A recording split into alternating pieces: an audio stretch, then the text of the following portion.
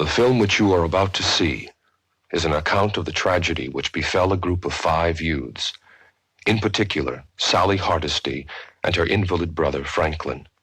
It is all the more tragic in that they were young. But had they lived very, very long lives, they could not have expected, nor would they have wished to see as much of the mad and macabre as they were to see that day. For them, an idyllic summer afternoon drive became a nightmare.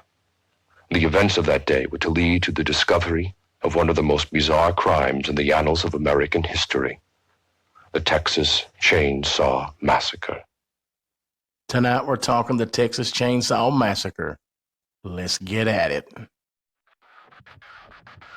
Yeah, they tuned in, it's the Dude Bash rolling deep. Mic check like that, fine, let's hit a beat. Voices flowing like the river, knowledge on the spree. Every episode of Journey, come ride with me. Just hit play, it's a vibe, can't you see? The Dude Bash, we breaking it down. From the underground to the top of the town. Life's effects, intertwined, wearing the crown. Podcast kings and queens, we wearing the gown. All right, tonight we're going to talk about the Texas Chainsaw Massacre. Now, in 1974, it was an American independent horror film. It was produced and composed and directed by Tobe Hooper, who co-wrote it with Kim Hinkle. Is that right? Yep. The film stars Marilyn Burns, Paul A. Partain, Edwin Neal, Jim Sidow, and Gunnar Hansen. It follows a group of friends who fall victim to a family of cannibals while on their way to visit an old homestead. It was marketed as being based on a true events and to attract a wider audience, to act as a subtle commentary on the era's political climate. Although the character of Leatherface and minor story details were inspired by the crimes of murderer Ed Gein, the plot of the movie, it's basically fake. It's only, based on minor stuff. Daniel, what do you think about that? Yeah, I was actually going to mention Ed Gein the last time whenever we were talking last week. But yes, it's loosely based on Ed Gein. But one more fun fact about that was you said it was directed by Tobe Hooper. And Tobe Hooper, in an interview, said that he was standing in line in I guess maybe it was a kind of a mall or something, but he was standing in line for Christmas, and the line was so long that it backed him all the way up into the hardware section, and he was standing right next to these chainsaws. And he said that he just in his own mind, he thought that it would be funny if he went over there and started up one of them chainsaws and then had everybody just take off running, and then he could get to the front of the line quicker. And that didn't necessarily give him the idea for the Texas Chainsaw Massacre, but it kind of helped kind of get him there. But at the beginning of the Texas Chainsaw Massacre, there's a little narration that's done by a guy named John Larroquette. And John Larroquette, if anybody don't know, was an actor in the 1980s. But the thing about that is that he was always an actor in like comedies and stuff. There was a comedy sitcom back in the 80s that ran that was called Night Court. And John Larroquette was one of the lawyers on Night Court. And it was so different. I always thought that it was so weird that he did the opening, that little intro for the Texas Chainsaw Massacre. I always thought that it was so weird that he was the one that did that when I found out about it, because he went on to do all these comedies and didn't have anything to do with horror. And it turns out that in an interview with Tobe Hooper, he said that basically he was roommates with him, or he was friends with him back then, and basically he paid him in weed. he asked him if he would do the opening commentary, and dude was like, sure. And he goes, I don't have any money to give you because it was so low budget. It was shoestring budget. But he was like, I paid him in weed, and dude did it. And I always thought that was so weird, because John Larroquette back in the 1974, whenever Texas Chainsaw Massacre got made, he wasn't big name yet, But Right. it was so weird that he went on to do a bunch of comedies.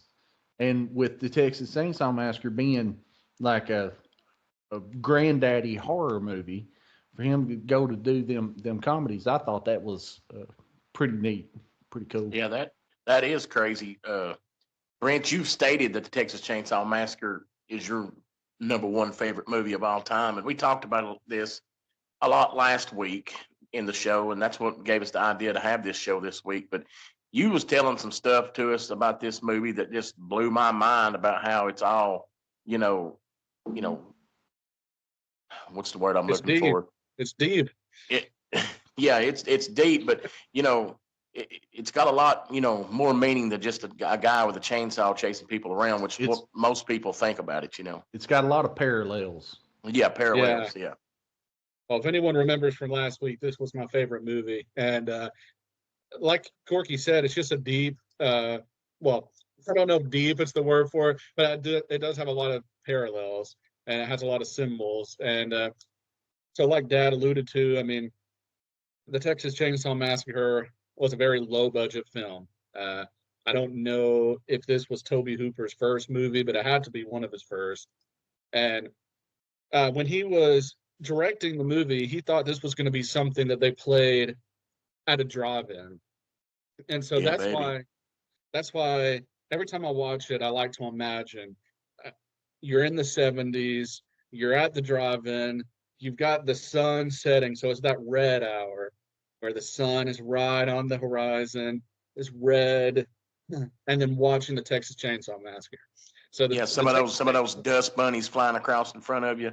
Exactly. So the Texas The Chainsaw, sky just looks different down in Texas. You know what I'm saying? yeah, that is true. That is true. And me and Dad did see the original house, so we can get into that later. But the Texas Chainsaw Massacre is really about the meat industry with animals and animal cruelty. And the first time you watch it, you'll think, kind of like what Corky said, that it's just a guy chasing people around with a chainsaw. But when you actually start studying it, you see the parallels. So the first time that the teenagers or the kids or whoever come in contact with one of the family, it's one of the brothers, and he comes up and he Nubbins. His name is Nubbins in the movie. Nubbins. Nubbins. He was the hitchhiker. Let me say something about Nubbins before we get into this too deep. I remember watching that movie, and he's sitting there in that van talking to the guy that's in the wheelchair, right? Yeah. And he Franklin.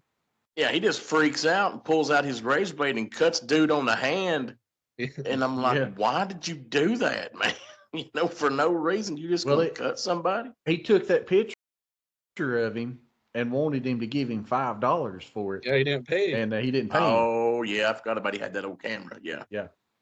And that kind of that's goes into it. He was mad that he didn't make money. That's kind of how he was making money. Now it seems, was taking pictures of people and making them pay.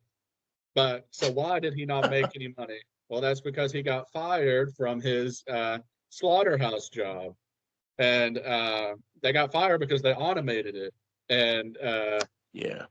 and this kind of gets into what Corky was saying about it being politics at the time. Remember, this was made in 1974. So a lot of manual labor is going to automation. So people are losing their jobs. So what does he say? He says he likes it better the old way, when we could kill the cows with a sledgehammer, like just whack them over the head. And he says, whenever one of the girls, she like screams, she's just like, "Oh, that's gross. Why would you do that?" And he's like, "Hey, don't worry about it. They can't feel a thing." He's like, when they're shaking on the ground, they can't feel a thing. And so then he takes the picture of Franklin. Franklin doesn't pay, and then he freaks out, cuts his hand, and he drives off. And he makes the mark on the RV or on the van.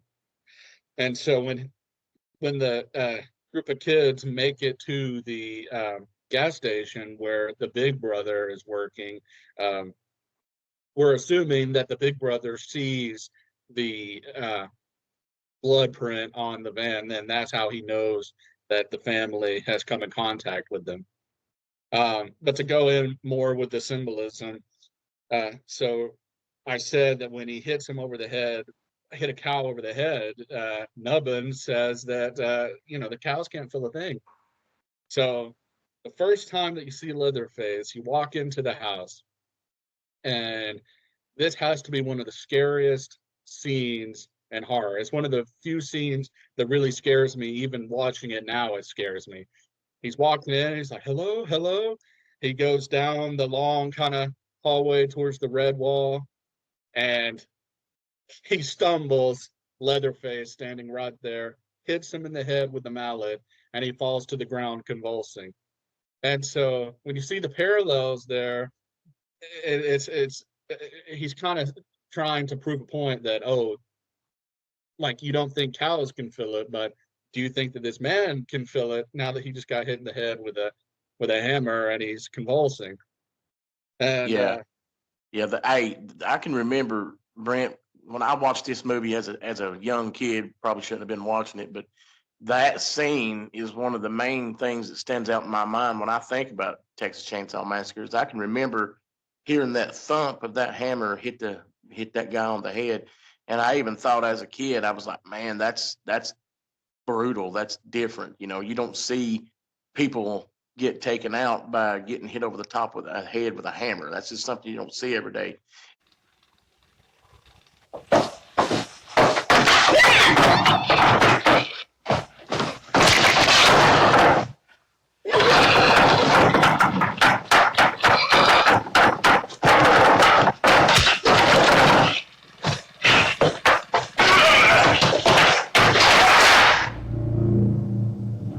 And I remember watching that scene thinking how brutal that this movie was, just because they showed something like that. And the first time that I ever saw it, it got to that scene, and at the time I was way too young to be watching it. I was less than 10 years old the first time I ever saw it. Same. But I'm sitting there and I'm watching. I can't remember, Kirk, I think is what the guy's name is. Kirk knocks on the door, and then he's hearing this squealing and stuff, and that's, Leatherface, I guess, drawing him in or whatever. And Kirk goes up there, and then he ends up getting killed, right? So then he drags Kirk into that little room, and he slams the big door, okay? And then you kind of hear that boom kind of noise.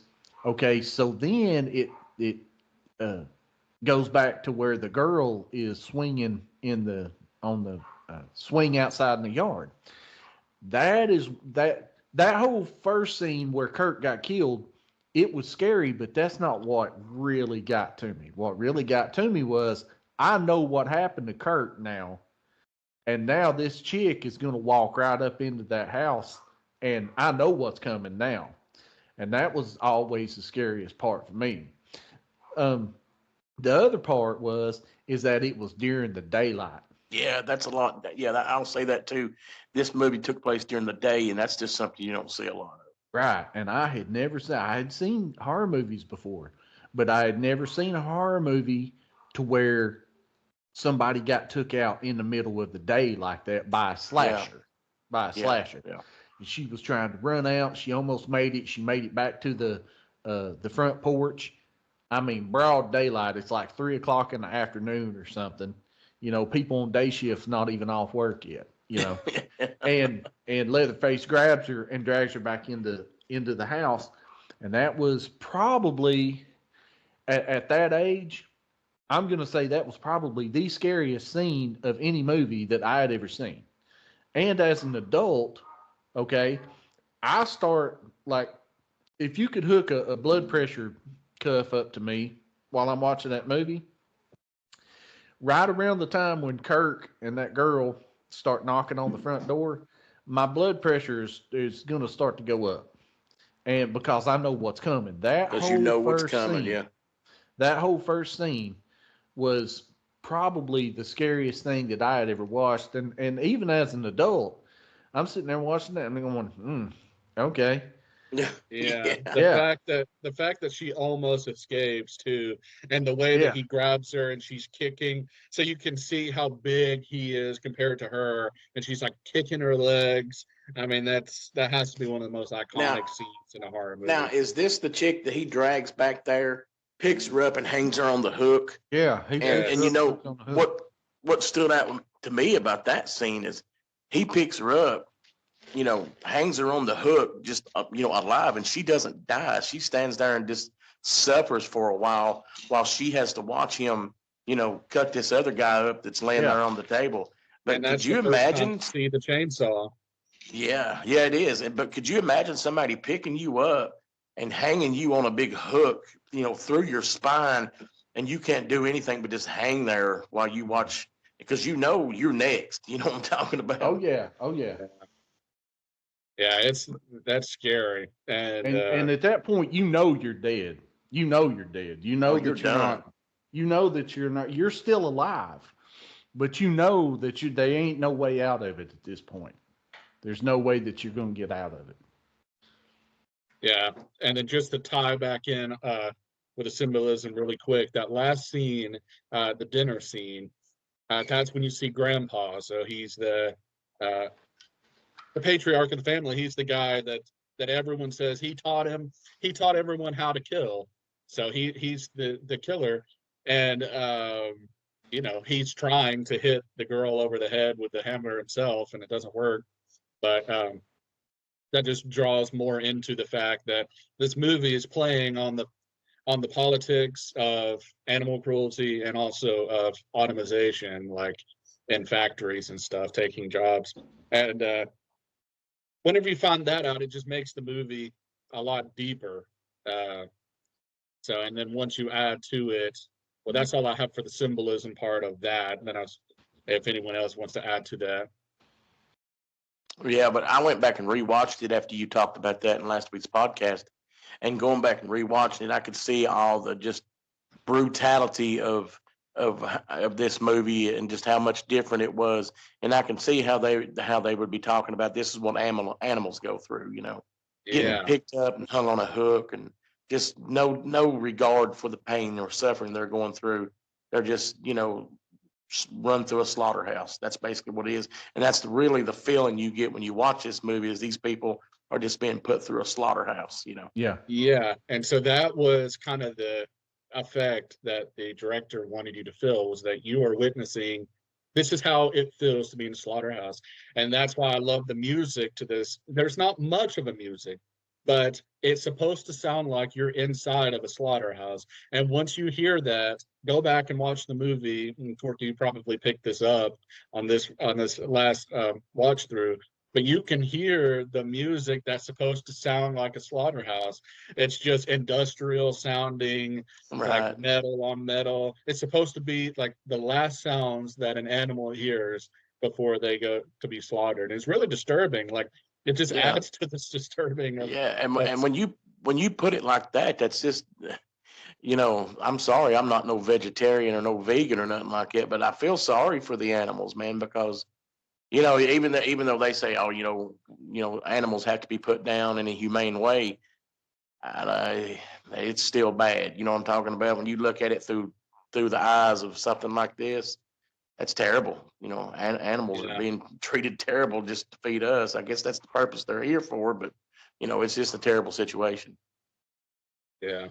And that's what and if I'm not mistaken, it goes the same way. They would kill these people and then they would eat them just like we would be eating the meat that they Yeah. would be getting out of the And slaughterhouse. that was the other thing that I was getting at is they wouldn't kill them just to kill them. They were killing them and then they were eating them. Yeah. Just Yeah. like what we do with cows and different animals. They were killing them and eating them. Yeah. Now, And in some another of thing go ahead.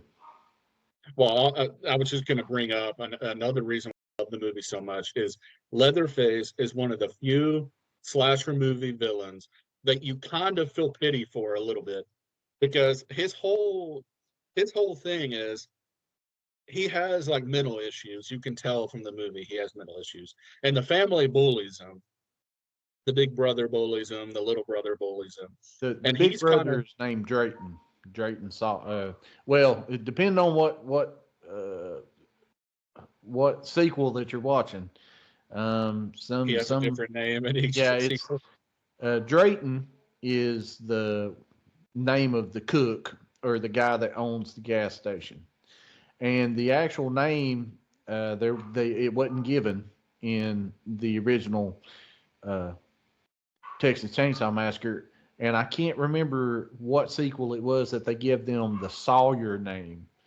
But in some sequels, it's Drayton Sawyer, and in other sequels, it's Hewitt, and there's not a Drayton in the Hewitt side, but Well, I that's guess another. we can just call him. We can just call him the cook and the hitchhiker and leather. Yeah, it's the cook, the hitchhiker, and Leatherface, and the names were Nubbins and Drayton, and then Leatherface never really had in the remake, or not the remake, but in the Texas Chainsaw 2013, his name was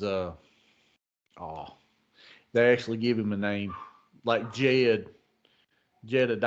or something, Jedediah, and they called him Jed.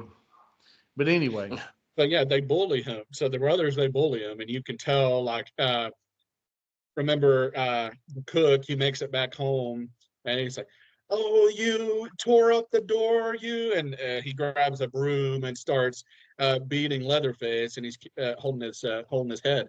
But Corky, I want to ask you this. Talking about that, did you notice? So he has, I believe it's 3 mask changes throughout the movie, and they all signify different phases. Did you notice that when you watched the movie? No, I noticed too. I know the mask he wears at the first, where he does the, dragging the girl through the door, and the one at the end, the mask that's kind of got the makeup on. But is there another one? I didn't realize there was another one. Yeah, I was thinking. I think there's 3. I think one is an old lady's face. Oh, really? I need to when look he's that up. But I was going to say, so they call the to the first mask, the most famous mask, that's usually called the killer mask. So Yeah. that's when he's like in his killing mood. That's when he's slaughtering. Then you got the old lady mask where he's taken on that more of a feminine role. And you see when he's wearing the old lady's mask, that's when he's serving the family. So he's serving them. He's walking around with the apron and giving the family their food. Okay. And then that last scene, they call it the pretty girl mask or pretty woman mask. And that's I think, if I'm not mistaken, I think that mask is from someone earlier in the movie. I can't remember. I know there's a face that you see that's the face of someone else earlier in the movie. Right. I can't say about the original, but I do know that in some of the sequels, that holds true. Like he'll kill somebody at the first part of the movie or kind of in the middle of the movie, and then later on you'll see him actually wearing their face. That's actually happened in some of the sequels. But go ahead, Corky. Oh, I was just saying, I think that last mask that he had on when he's got the suit on and he's out in the middle of the road, and the girl jumps in the back of the truck and runs off, and that that mysterious truck driver just runs away there at the end of the movie. But I think that mask is, in my opinion, that's the best mask because it's got that real dark cheek blush on and the eyeshadow. That's just a creepy mask, man. You go throwing somebody in a suit chasing you with a chainsaw with that. Man, that's creepy on another level, But to change gears here for just a second, and there's a lot of parallels that we've been talking about, but also there is a fair amount of comedy. For that to be such a brutal horror movie, there's a pretty good amount of comedy that's in that movie if you can see it. I can tell you one scene that just made me crack up, and this is probably just because of my humor. But when the guy in the wheelchair falls out and rolls down the hill, yes, I'm like, why did that happen? When the truck drives by and it blows that guy down the hill, that's all he's trying to do is use the bathroom. I know. Pull off on the side of the interstate, and he's trying to use the bathroom, and this big truck blows by and it like blows him down the hill. That's one. Okay. And you're Yeah. thinking, why is that even in this horror movie, right? How did Okay. that even happen? How fast was that truck going? Well, the second thing is whenever Drayton, the Leatherface, runs the girl up into the gas station. It was during that last chase scene, right before she gets captured. So he kills the dude in the wheelchair, and he's running her all over the property. She runs into the house, and he chases her all the way to the gas station. Okay, and she goes to the gas station, and she's talking to Drayton, and she's like, "Please help me," and all this stuff. And he was like, "Okay, it'll be okay. It'll be okay. There ain't nobody out there." And so he gets her into the truck. He gets her into the truck, and I think at that point he's already got her tied up and everything. He gets her into the truck, and he's about to drive off, but he looks and he realizes that he's left his light on in the gas station. So he gets out of the truck and goes and turns off the light and gets back in the truck, just like anybody else would be like, "Oh, I left the light on." So that it was a scene like that. It shows kind of the humor. It's not just all a slasher. And Yeah, and when Franklin is left downstairs in the house and he starts blowing the Yeah. air parts. you got that, and he's blowing the raspberries and all that. But then, you got Drayton, and he's just like tapping her with the broom, and he's laughing.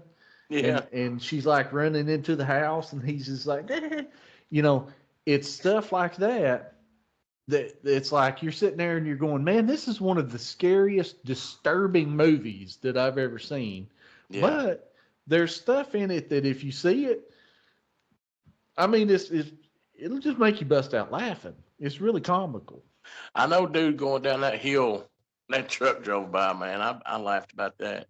But I had one thing I wanted to ask you guys about, and Brent, you may know about it, Down, you might know about it, but didn't one of you guys tell me that the last scene where I guess they're all in the dining room and they're trying to kill the last girl there, didn't you tell me they filmed that thing over an entire day and they wouldn't let nobody take a bath or something like that? Yeah. That was Brent talking about that, but that's in the documentary, Yeah. in the DVD that I've got. But I'll let Brent talk about it. Well, throughout the whole shooting, he didn't let anyone wash their clothes because he wanted it to be an authentic experience, and he didn't want people to lose their clothes and stuff like that. So there was no washing clothes. In that last scene, they filmed it over 24 hours. And this is in the middle of the summer in Texas, and the house didn't have air conditioning. So they're in the kitchen for 24 hours in dirty clothes. They haven't taken a shower, and you're just having to do the most disturbing. I mean, that's a disturbing scene to watch. And imagine being in the scene. I mean, that's disturbing. And something crazy is the cut that we see of the film, of the movie. The hitchhiker, I think it's the hitchhiker, when he's trying to get Grandpa to eat her blood, he cuts her hand, and it actually cuts her, like, and it is real blood, and Grandpa actually licks her real blood and like the human blood, and so that just adds to kind of the creep factor of the movie.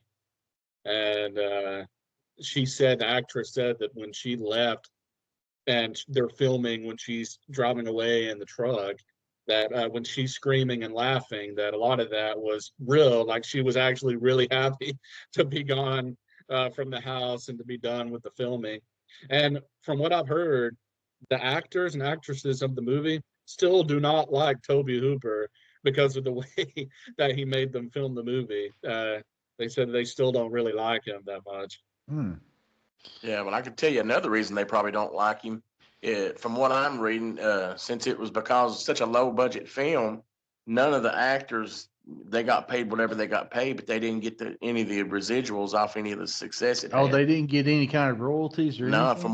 from what I'm reading, they didn't get anything. So they got what their base pay was, and after that, all this money that's come in throughout these years, they didn't get no part of it. Oh man. I mean, So a lot of that.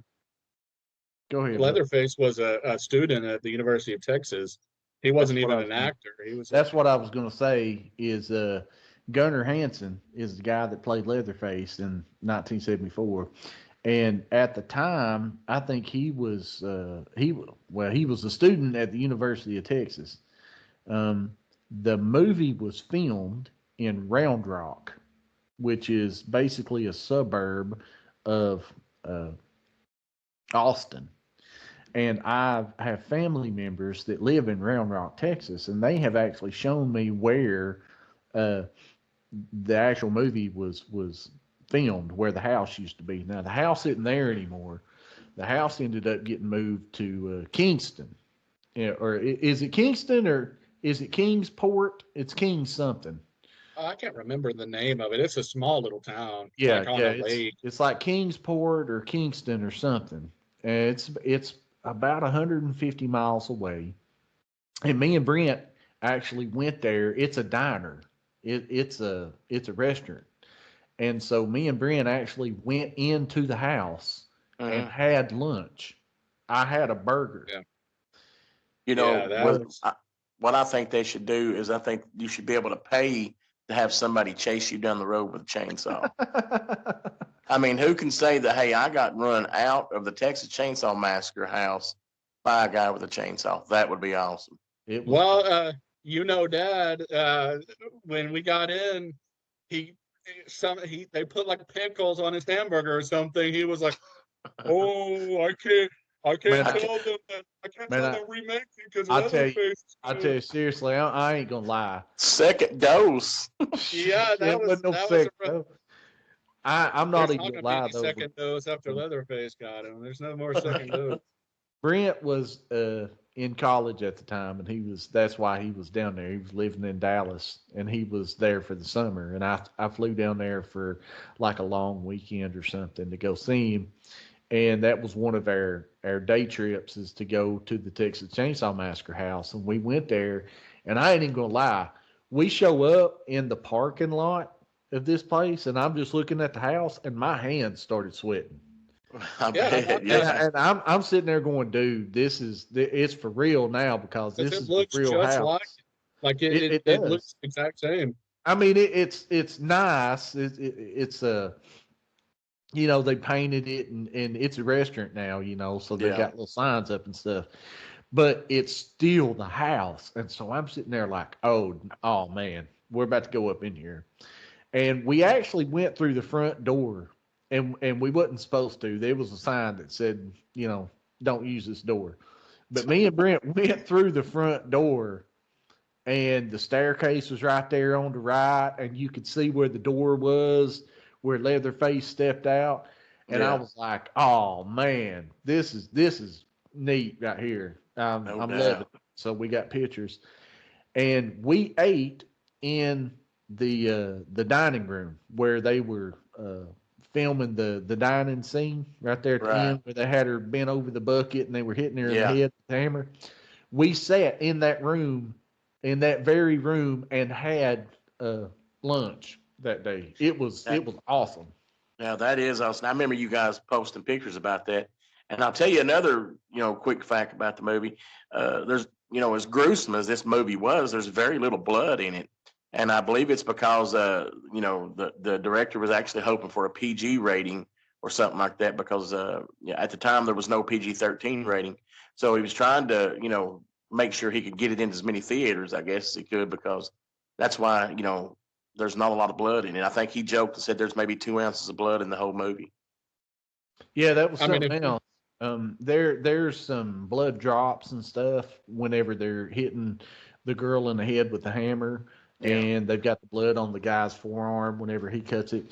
But like whenever Leatherface kills everybody, whenever Yeah. he hit the guy in the head with the hammer, no blood. Whenever Yeah. he picked the girl up and put her on the hook, and he set the blood bucket under her, no blood. Like you in your mind, you're going, "Oh man, the Texas Chainsaw Massacre. That's one of the bloodiest movies I've ever seen." No, it wasn't. Yeah.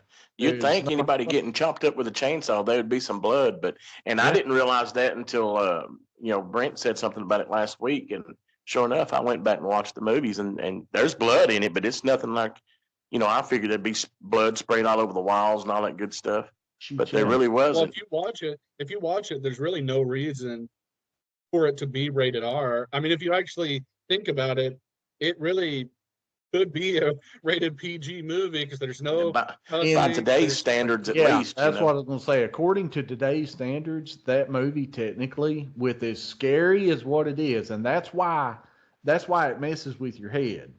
That's Right. what makes it scary is your mind is filling in all the gaps for you. But Right. if you're looking, it doesn't have any kind of nudity in it. It doesn't have any kind of bad language in it, and it doesn't have a bunch of gore in it. So by today's standards, technically, that's a PG movie.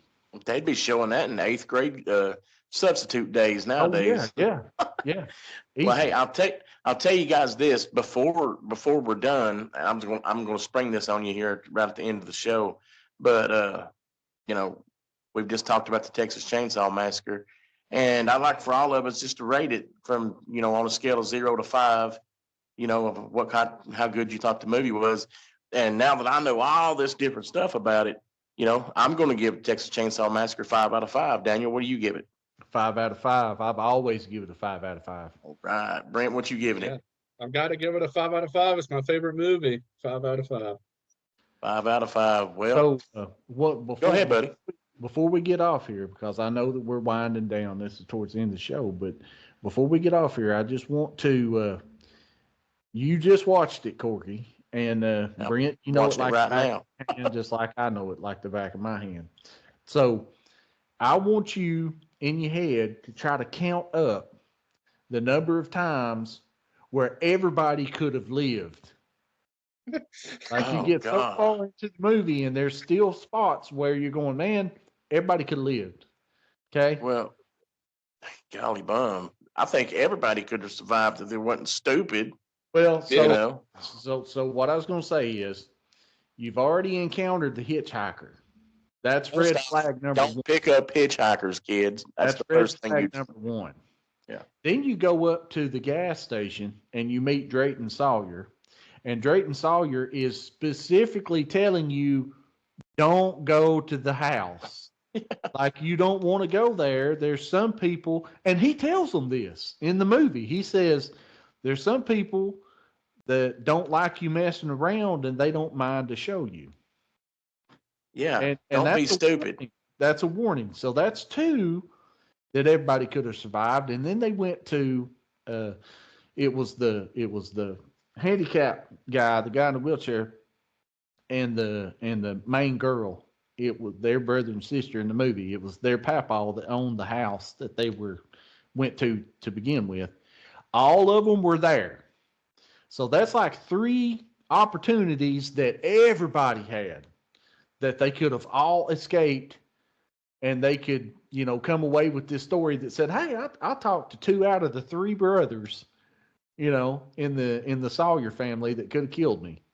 Yeah. And it's 3 opportunities that all 3 of that everybody could have lived. And then even after the girl and the guy went on, there was still 3 of them left, and the guy had the van keys. Yeah.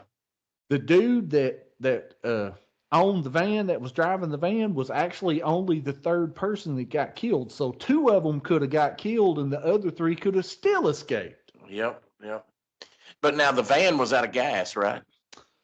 It was running low on gas, but they could have at least drove down the road and give it an effort to get away. Well, let's be honest. What they could have not done is snuck into some old creepy house thinking there was going to be some gas in there. Let's just be real about it one time. They were looking for gas in a creepy house. If you remember, I thought that's what they were doing, was looking for some gas. Drayton Sawyer at the gas station, he told them, he said, the gas truck won't be here till tomorrow, but it could be here this afternoon. Right. And they were like, okay, well, looks like we're going to have to go back to that town or whatever, but the dude in the wheelchair was like, "No, we got to go to my papa's house, and that's the whole purpose of going over here was to go to the papa house." So Drayton already told him there ain't no gas until tomorrow anyway, at the earliest. Right. Okay. And he was like, "And don't go poking around no houses because you just get trouble on yourself." Okay. So then they show up at the papa's house, which their papa, I guess, owned that house or whatever. He was the one that was dead at the beginning of the movie that they went to go see if his grave had been desecrated. Mhm. So at that point, they were still all five of them there. They got to their papa's house. So they achieved their goal for what they wanted. All they had to do was freaking leave. That's all they had to do was leave. Just leave, man. Don't get chopped up by a chainsaw. Come on. That's right, man. Come on, man. You got to do No one some- escapes leather. No one escapes leather. Yeah. Oh, Well, I'll tell and you what. the other part that you were talking about, dude took off running. The dude that saved her. So he ran over Nubbin Yeah. in the truck. Okay. Yeah. And then she gets into the cab of the truck and they go across to the other side and get out and take off running. Here comes Leatherface around the truck. Okay. He throws the wrench, hits Leatherface in the head. Chainsaw falls on Leatherface's leg. Yeah. Chick jumps into the back of a pickup truck that's going the opposite way. Okay. Dude that was driving the semi truck, he just takes off booking it, right? And you never see him again. You Yeah. never see him again in the original movie. So in my mind, I'm thinking, okay, dude makes it, right? Yeah. So in the 2013 Texas Chainsaw, which was supposed to be a direct sequel of the original, they go back and it's the flashback of what happens like 15 minutes after girl gets away. Right. And the sheriff shows up at the house and he's got the bullhorn and he's yelling for them to bring Leatherface out and he's going to arrest Leatherface and all that. In that scene, the truck driver is actually hanging on the meat hook. So they got him. Got him and they killed him. Well, you know what? I knew he was going down. I just was hoping for the best, you know. I still say that he made it because in the original he made it. So I'm Well, you know what's funny is just the fact that they showed him hanging on the hook means that enough people has said, what happened to that guy? You know? right. And they wanted to at least answer the question for everybody. I've seen a bunch of I guess where the actors go to them cons and Yeah. whatnot.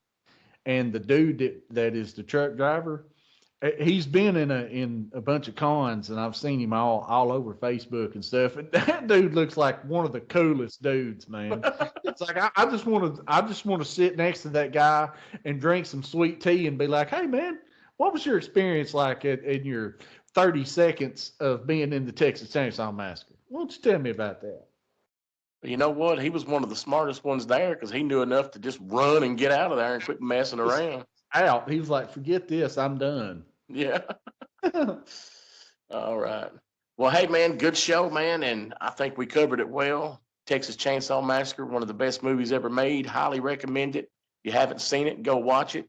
And we'll see everybody next week when we talk about something. We'll see you then. Bye. Yeah, they tuned in, it's the dude bash rolling deep. Mic check like that, let's hit a beat. Voices flowing like the river, knowledge on the spree. Every episode of Journey, come ride with me. Just hit play, it's a vibe, can't you see? The dude bash, we breaking it down from the underground.